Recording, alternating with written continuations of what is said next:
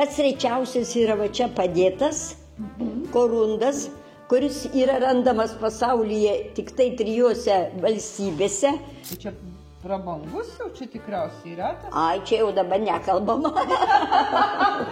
Lankytojai labai domisi atvažiavę, iš kur atsiranda gintaras. Va, tikras nefritas, faraonų mėgstamas akmuo ir dar kai kurių karalių buvo. Ji parvežta 1992 metais ir ko gero dar kvepia. Įdomiausias turbūt eksponatas, aš jums jį paduosiu, iš vakarų Sibiro man parnešė mamutuko slankstelį. Mokiniam ir ekskursantam kai kam patinka.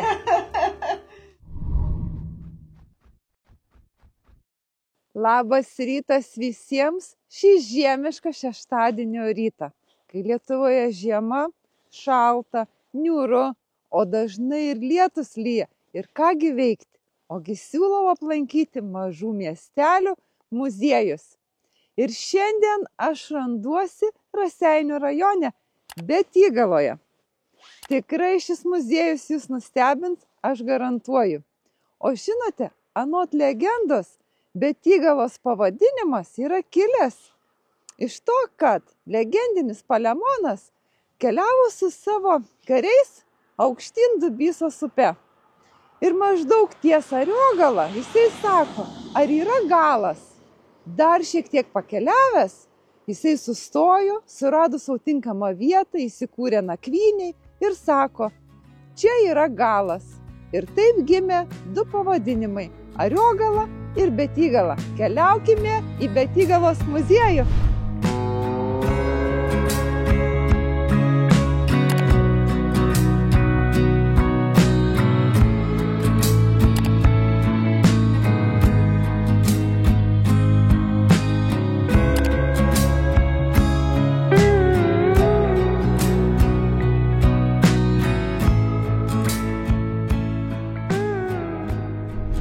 Betygalos muziejus. Ir aš dabar einu susitikti ir matau, jau mus pasitinka, norėsi tuoj pristatyti. Labą dieną, Marija. Labą dieną. Labą dieną. Labą dieną. Labą dieną. Noriu jums pristatyti 26 knygų autorę, muziejininkę, geologę, Raseinių rajono garbės pilietę, ekspertę. Ir šiandien mes lankysime būtent Marijonos Birutės Navakauskienės surinktą geologinę ekspoziciją. Tai tikrai jūs nustebins, jinai niekuo nesiskiria nuo Oksforde esančių, tik ten yra jų daugiau, čia šiek tiek mažesnė kolekcija. Taigi, parodykite, kur mums eiti ir pristatykite savo kolekciją. Labą dieną ir prašom į vidurį. Štai jau mes ir esame muziejuje. Ir čia yra eksponuojama apie 1500 eksponatų. Marijona, sakykite, gal atsimenate iš surinktos kolekcijos, kuris eksponatas yra pats rečiausias? Taip. Pats rečiausias yra va čia padėtas korundas, kuris yra randamas pasaulyje tik tai 3 valstybėse, ypač va tokios spalvos. Štai. Jis yra labai tvirtas.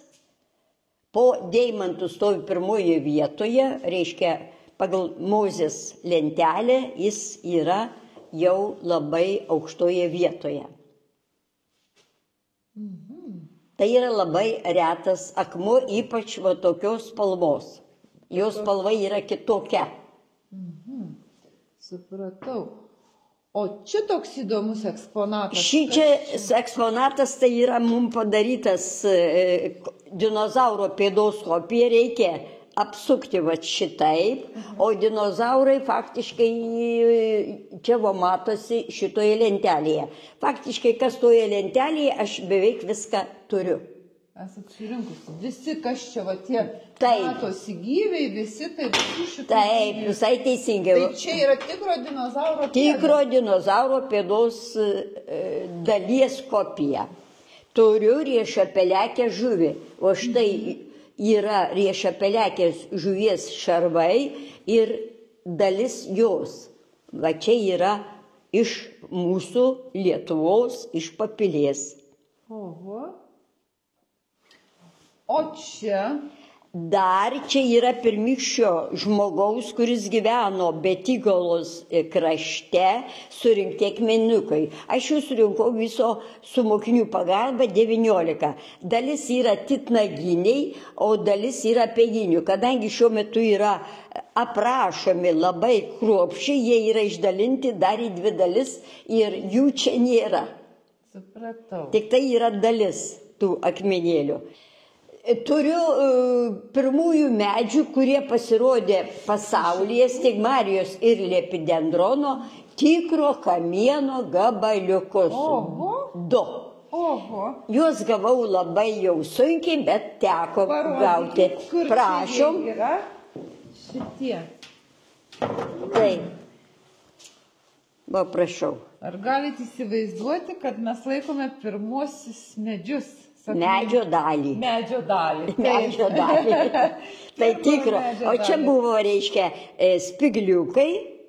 Net matosi. Matosi va tokie taškeliai. Tai va 2. O čia? O čia yra išlikusio pirmojo paparčio arba pirmųjų paparčių antspaudo dalis. Va, prašau, pirmųjų paparčių. Turiu labai seną su akmenėjusio medžio.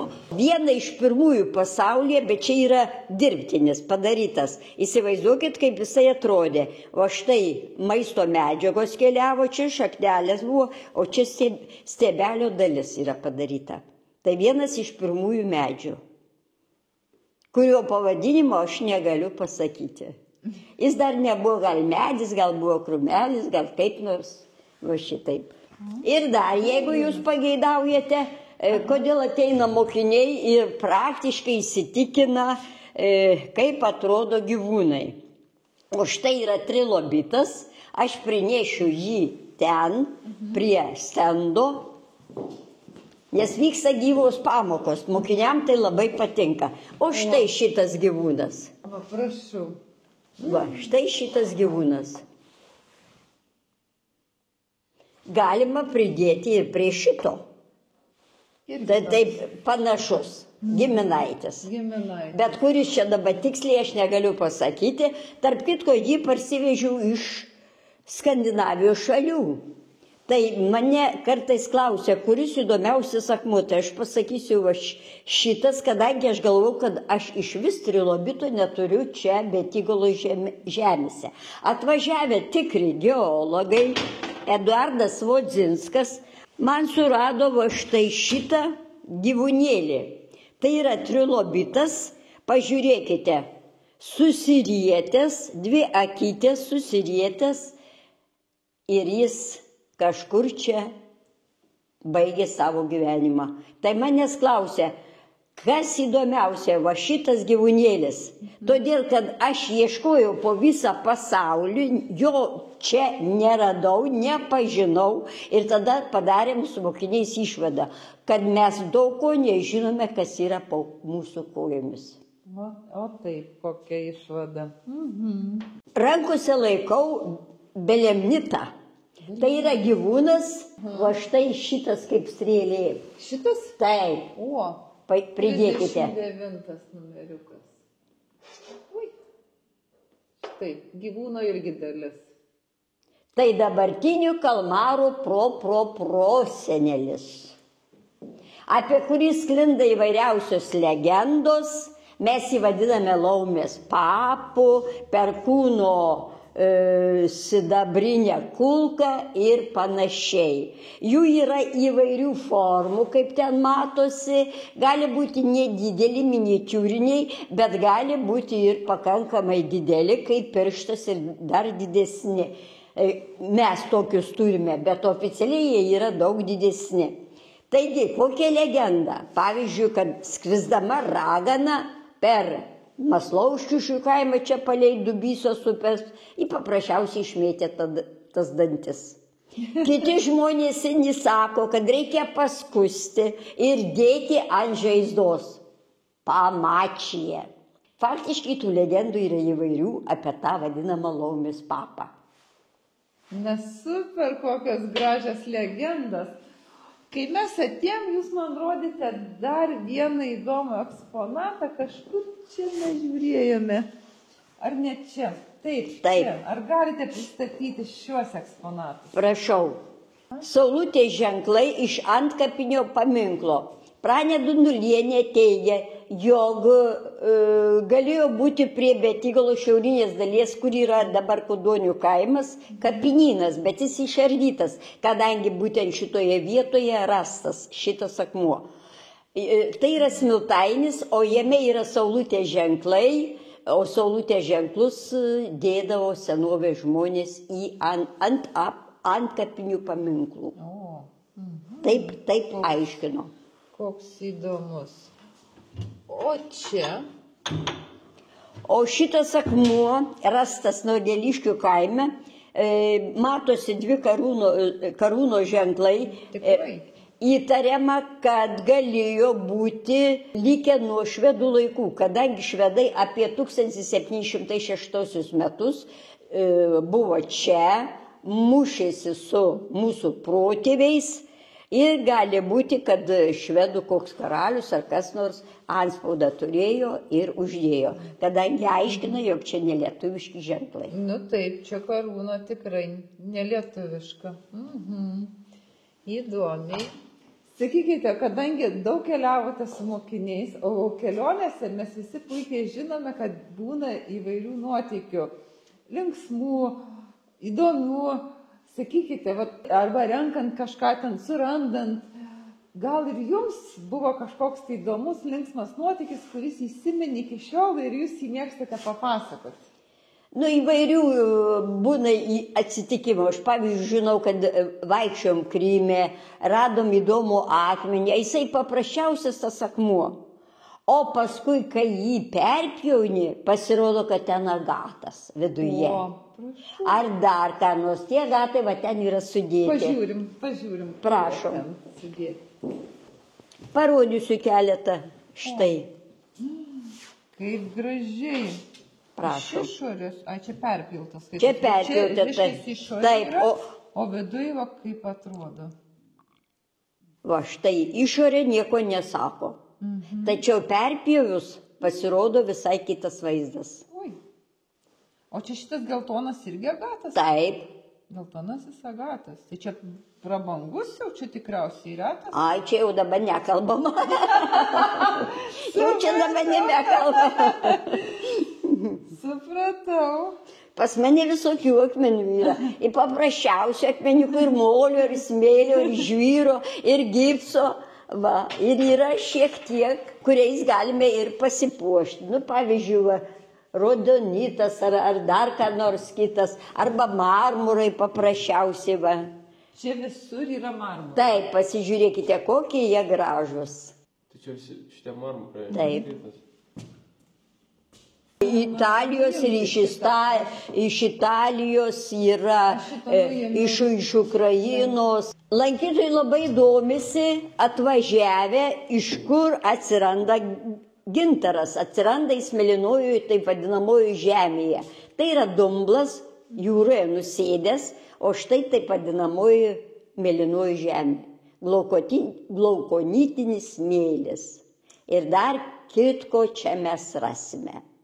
Tai va, gintaras randamas. Tai legenda, kuri pasakoja apie tai, kaip sudužo gintariniai rūmai, turbūt ne visai atitinka, nes juk pagal legendą tai sudužo gintariniai rūmai ir dabar, kai būna stiprios bangos, tai sako, tą gintarą išmeta į krantą, bet jeigu realybėje, tai atsiranda kitaip.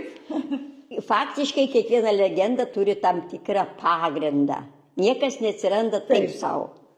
Ir apie tą perkūno kulką mano kalbėta, arba tie gintaro rūmai. Jeigu buvo kasama tranšėja, buvo rastama gintaro pakankamai nemažai toje vietoje, pilnai galėjo ir sugriūti.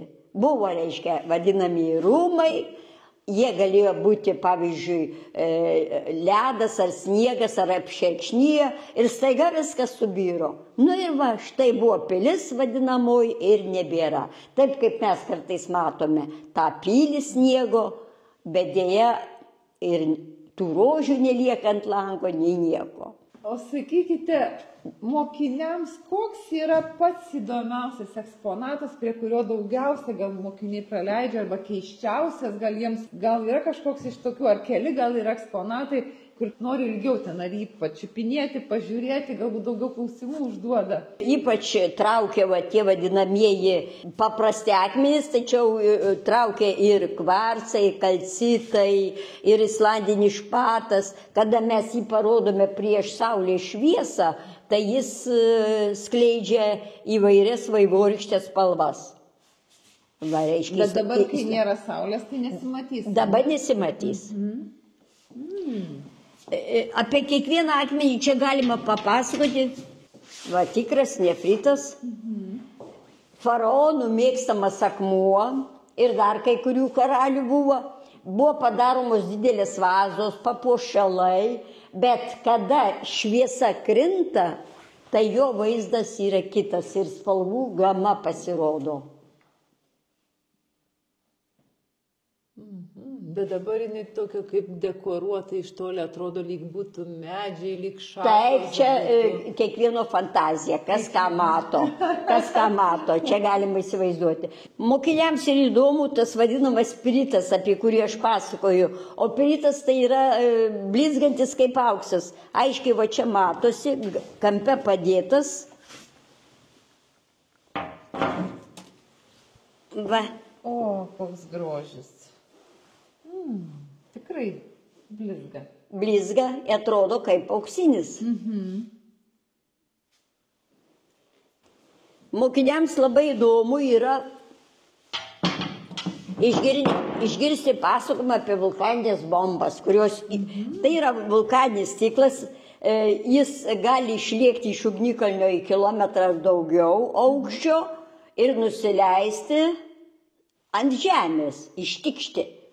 O Armėnijoje ar dar kur nors kitose pasaulio šalyse, kur vežėsi ugnikalnių, jų mes galime rasti. Tai mokiniam labai įdomu, kaip atrodo tos vulkaninės bombos. O tai yra paprasčiausias obsidianas. Jis yra juodos ir daugiausiai pilkos spalvos. Obsidianas. Bet toks jisai jau... Kaip stiklas, ir vadinasi. Stiklas tikrai ir toks slidus, o jis čia... Slidus toks visada būna, ar čia tiesiog nuo to, kad mokiniai nučiupinėja? Ne. Čia jis yra tokios jau natūros. Jis tokios natūros. Tokios natūros jau yra. Įdomu. Pirmykščiai žmonės galėjo panaudoti jį kaip darbo įrankį. Ypač radę tokia kaip aižena, reiškia, skeveldrėlė. Supratau. O kas čia yra? O, čia įdomus dalykas. Mokiniai vieną kartą penktokai sako, mokytoja, mes atnešim įdomų akmenį, kurį radom Betygaloj, Vieviršės upelė, o jis sveria virš 30 kg. Atitempė, sukibė keli, dar porą didesnių ir štai tai yra paprasčiausias smiltainio konglomeratas. Bet kaip įdomiai atrodo. Reiškia, upelėje tekėjo vanduo, ten yra klinčių, kalkių ir štai susicementuoja. Va šitą galime mes palyginti su žmogaus pilve susidarančiais kalcitais. Ir jie pridaro labai didelių bėdų. Taigi tame muziejuje galime ir išgirsti tų praktinių dalykų. Mane dažnai klausia, sako, o aukso galima rasti? Sakau, prašau, nuvažiuojate į rytų Lietuvą, Uteną, Ukmergę ir ten jūs tikrai persijuokite daugybę žvyro. Va, ir rasite šiek tiek ten miligramus aukso. Tikrai? Taigi mes turime ir geležies, ir kalcio, ir magnio, ir kitų mineralų. Labai dažnai medikai sako, sergi tokia liga. Žmonės geria geležies papildus, kalcį, magnį ir visa kita. Tai va, mes esam cheminio elementų junginys. Supratau. O kas čia? Siera. Siera. Degtukus pažįstat, galvutės pažįstat, o siera, va, prašau. Ji parvežta 1992 metais ir ko gero dar kvepia. Nu, toks, bet kokia graži spalva? A geltona siera turi specifinę spalvą. Nu, tikrai. Galiu pasigirti dar tuo prasme, kad aš parsivežiau astrofilito, bet Vilnius neturėjo taip kaip ir to korundo. Taigi barteliniai mainai, jie man duoda kažką kitą ir štai buvo didelis akmuo, buvo sudaužytas ir štai dalis astrofilito iškeliavo į Vilniaus geologinį institutą, tuo metinį. Prašau. Kadangi teko aplankyti 20 užsienio šalių, tai aš iš ten parsiveždavau įvairių akmenukų. Aš ir sakiau, kad mažuose miesteliuose muziejai kurti jis nustebins. Prašau, tokį patį galima rasti ir Vilniuje, ir Betygaloje. Ir Betygaloje. Korundas galima rasti va tokios spalvos, tik Betygalo ir tik Vilniuje. Teisybė jūs sakėt, kad kažkuo galima nustebinti. Ir žmonės atvažiavę labai nustemba, kad kaime yra toks muziejus, kuriame tokių įdomių eksponatų yra. Taip, aš kai pirmą kartą čia apsilankiau, tai aš tikrai buvau sužavėta. Aš grįžau, sakiau, wow. Čia yra įvairūs amonitai, o šitie amonitai, pažiūrėkite, kokie įdomus ir gražus. Va, prašom išimti porą blizgančių va tokių. Pažiūrėkite, kokie jie yra gražus, blizgantis. O ten mes galime rasti tą amonitą va ten anoje lentelėje. To einam pažiūrėti. Prašom. Pažiūrim. Kur? Va šičia, prašau, susirietę tokie va. A šitie? Taip. Prašau. O aš atnešiu dar vieną. Vėl iš lentelės, kaip ir sakė, kad viskas, kas yra lentelėje, galima rasti šiame muziejuje. Prašau, dabar pridėkite va šitą. O, koks didelis. O, koks didelis. O, ir sunkus dar. Taip, dar kitaip ranka. Štai. O čia koralas. Mes visi esame girdėję apie koralą. O apie koralus galime pažiūrėkite, kokie unikalūs. Va, paimsim porą. Va, šitą. Taip, čia irgi koralas. Taip, koralas yra įvairių. Betygaloje rastas mokinių. Pažiūrėkite, kokie jie įdomus. Aš pati nustebau, ko čia tik nėra. Nu jo, prašau. Ką mums žemė dovanoja. O tie koralai va ten irgi yra. Prašom. Kur čia jie yra? Va, prašom. Va. Va, vienas štai. O. Va, ir štai kitas. Tiksliai, pažiūrėkit. Vienas ir štai kitas. Ir tai Betygalos muziejai. Taip, kad mes daug ko turime. Daug ko mes turime. Moliuskai didžiuliai. Jie vadinami gigantela. Va, pažiūrėkit, kokie jie yra dideli. Kaip vadinami? Gigantela. Gigantela. Gigantela. Nu, va, čia lotiniškas pavadinimas, bet jau vien iš tų. O ten irgi bus? Taip, yra ir ten. Pažiūrėkit, toj lenteliai. Yra ir moliuskų yra, visokių, vienu žodžiu yra. Kur čia jie yra, pažiūrėkit, pas moliuskus. Nu, paieškom didelį moliuską. Aha. O čia žemai, pagal mane. Šitas? Ja. 5. O čia irgi įdomus moliuskas, pasižiūrėkite, kokie spiriper. Moliuskas spiriper. Turi pavadinimą. Kiekvienas turi savo pavadinimą, reikia žinoti. Pačioj pradžioje atėjus aš prie to geologinio darbo, aš ten nieko nežinojau. Na, o dabar jau daug ką žinau. Mokiniai labai domisi, va štai. Yra kriauklelės, dubysos upėje, nu ir pagalvokit, kad jų vanduo nenuneštų, srovė nenuneštų, sulipa vienas šalia kito ir tu mane nenuplausi, va ant to akmenėlio. Tuoj aš galiu. Prašau, va ten toli. Jūs kalbate apie... Taip, apie šitą, pažiūrėkite. Kiekvienas įsikūręs, reiškia, niekas mūsų nenuneš, srovė nenuneš, ledas. Raseinių rajone. Raseinių rajone, bet įgalvo čia prie pat. Rast. Kai atidžiai žiūri, kas yra žemėje, ant žemės ir vandenį, galima rasti tokių gėrybių. Taip, visai teisingai. Prasidėjo muziejaus kūrimas nuo šito iš Ugionių parneštų akmenėlių. Šitų? Taip. O kas čia per akmenėlį? O čia yra galvokojai moliuskai, dabartinių kalmarų proseneliai. Ir čia matosi labai aiškiai. Taip, labai aiškiai. Suakmenėjęs medis. Bet koks gražus. Sunkus ir tikras. Bet koks gražus, tikras kaip... Kad tikras medis. Ir kartais manęs klausia, kaip jie ten suakmenėja. Nu reikia tam tikrų specifinių sąlygų, nes kitaip nieko neišeis. Taip.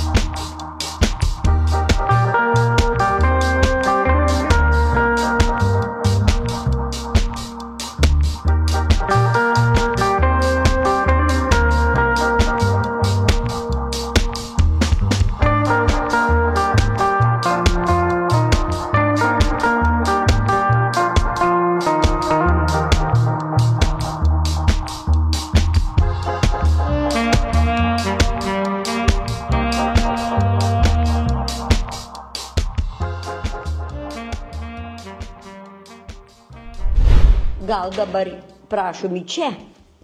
Gerai. Ekspozicija. Ekspozicija tęsiasi ir mane jūs klausite, kuo labiausiai domisi. Įdomiausias turbūt eksponatas, aš jums jį paduosiu, iš vakarų Sibiro man parnešė mamutuko slankstelį. Parnešė į muziejų ir padovanojo Betigalietis, Betigališkis, kai kas sako, Giedrius Juška. Mamutuko slankstelis. Mamutuko slankstelis. Tai mokiniai yra atvažiavę labai jau juo domisi. Supratau. Nes mamutukos tai jau vis tik. Nu taip.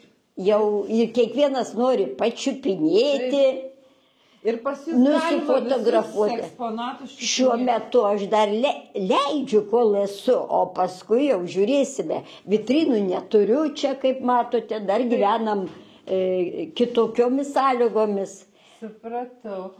O čia kas yra? O čia yra paprasčiausi ragai, kurie atnešti. Bet kaip susukti, jisai susuktas, tai iš aukštai atrodo, galvoju, kas čia? Islandinė lava, tikra islandinė lava. Kartais sako, Islandija tai yra mėnulio peizažas. Tai va, nukeliavus... Negalima imti, ne? Galima imti, bet sunkus. Tai yra islandinė lava. Sunki, šiurkšti. Taip. Sunki, šiurkšti. Ir čia didelė irgi, ir čia kita dar. Taip, čia nuskraido va tie lapeliai, nieko. Paskui mes juos pasitaisysime, nuskraido čia. Apie belemnitus aš šnekėjau, visai neseniai atnešėma į muziejų, o pakankamai sunkus. Pažiūrėkite, o štai. Čia paskutinis eksponatas, kurį gavau visai neseniai. Nu tikrai, čia irgi yra belemnitai. Taip, gyviai. Jos vadina ir laumės papais, ir dar visais kitais pavadinimais. Titnagai, įvairiausių formų. Nežinau, čia panelė Leščinskaitė atnešė. Nu ir va, pažiūrėkite, koks didelis Maslaušiužių kaime. Tik aš nežinau, ar jis buvo ten atgabentas iš kito rajono, ar jis buvo rastas tame kaime, aš negaliu pasakyti. Va, bet pakankamai didelis. Čia yra. Titnagas. Ai, titnagas. Titnagas. Čia yra daroma pertvarka šiuo metu. Nenustebkite, kad akmenys ne visai savo vietoje, tačiau dalis jie yra sudėti pagal tam tikrą temą, jie bus moksliškai aprašyti po naujų metų, kitais metais, ir jie bus sudėti į pagrindinę salę. Reiškia, ten vitrinos po stiklai. Vyksta darbai. Kitaip sakant, tikra inventorizacija. Nu va, pasižiūrėkit, amonitai, labai įdomus. Arba va šitie amonitai. Čia visai kitoks. Taip, bet viduj tai matosi viskas. Taip. Va. O kas čia ta tokia graži spalva yra? Tiek raudonasis, baltijos. O čia yra paprastas raudonas Baltijos porfyras, apie kurio pavadinimą kartais mes ir nežinome. Aha. O čia yra porfyras, aš tokio taip. Girdėjus. O čia akmenukų galima rasti palei Baltijos jūrą. Palei Baltijos jūrą. Lietuviška nafta, pravažiavot Gargždus, o štai viršų galite paimti tą buteliuką, prasidaryti, atsisukti ir pakvėpuoti truputėlį. Mokiniam ir ekskursantam kai kam patinka. Su mašina atvažiavot, nebūtų naftos ir... O jo, bet čia toks, klausykit, koks buteliukas, toks gerulis. Nu, tokį gavau. Bet visi uosto ir nieko dar. Nieko. Išvažiuoja blaivus. Nu va. Arba dar vis tiek mokiniai neša. Va štai iš Turkijos parvežė, kur tokiuose voniuose, va, išgristose, pažiūrėkite, kokios švelnios, vandenyse maudėsi labai žymios asabos. Graikijos ten deivės, kadangi vis tik tai graikai buvo užkariavę daug įvairių dalykų. Arba, pavyzdžiui, atvežti iš Juodosios jūros, pažiūrėkite, kokie... Kaip išpiešti. Čia buvo moliuskai, smiltainyje, ir vanduo juos rydino. O čia tai net matosi. Taip, visai teisingai. Čia net matyti, šitai atrodo kaip išpiešta, bet ne, yra ir čia, bet čia tai šis akivaizdžiai, pažiūrėkit. Va, kokie labai gražus. Na, čia reikia pamatyti. Balų rūda, va štai lietuviška. O išgraibam tokius gabalėlius, sudžiūsta, arba va šitokius. Va, o paskui lydom ir štai kas pasidaro, tas vadinamas bergždas. Jeigu reikia, dar sykį perlydom ir pasidaro va tikra lietuviška, senoviška geležis. Manęs klausia, ar Lietuvoje yra tikros geros geležies. Yra Varėnos rajone, po Varėnos miestu, maždaug 250 ar 300 metrų gelmėje, bet kiek kainuos? Reikia nukelti visą, pavyzdžiui, miestą, pas mus lyja vanduo, o ten vanduo pribėgtų, taigi reikia pagalvoti, ar ekonomiškai apsimoka paimti kai ką. Mes, lietuviai, turime labai daug ką čia viduje, žemėse, bet, ką žinai, ar apsimoka. Molis. Kai kas įsivaizduoja molį va tik šitokį, bet dėja molis yra ir toksai, mėlynas. Mėlynas molis. Jame galime rasti ir pirito dėmelių. Čia trupučiuką ir blizgantis. Taip, čia yra piritas, kurį aš seniau rodžiau. Tas vadinamas auksas lietuviškas. Nu va, molis su auksu. Taip, molis su auksu. Nu va, kiekvienas gyvūnėlis čia paliko savo pėdsaką. iš Pakruojo, atsiprašau, iš Papilės, va, amonitas buvo ne visai ryškus, šito vėl, arba va čia gyveno gyvūnėliai, va, jų tik tai dalis likę. Va, bet buvo matosi dalis, taip. Kitur ryškiau. Nes čia didesnis yra. Didesnis gabaliukas, pažiūrėkit, amonito šonas visas. Va, jis dar ir blizgėsi turi, kaip aš čia seniau sakiau. Oi, Marijona, pas jūs labai įdomi ekspozicija ir, na, klausytis. Jūros ežio stiebeliai, jūros ežio, jūros lelijų stiebeliai, nu, daug ko yra. Čia visko neišpasakosi. Taip, tikrai įdomu, labai įdomi ekspozicija. Tikrai kviečiame aplankyti, tikrai liksite nustebinti. Mums čia papasakoja Marijona tik dalį, o jūs, kai atvažiuosite, jums papasakos ir dar daugiau. Kviečiame į Betygalą, į muziejų, susitikti su Marijona Birutė Navakauskienė, kuri jums įdomiai pristatys pačios ir jos mokinių rinktą geologijos ekspoziciją. Prašom atvykti, prašom.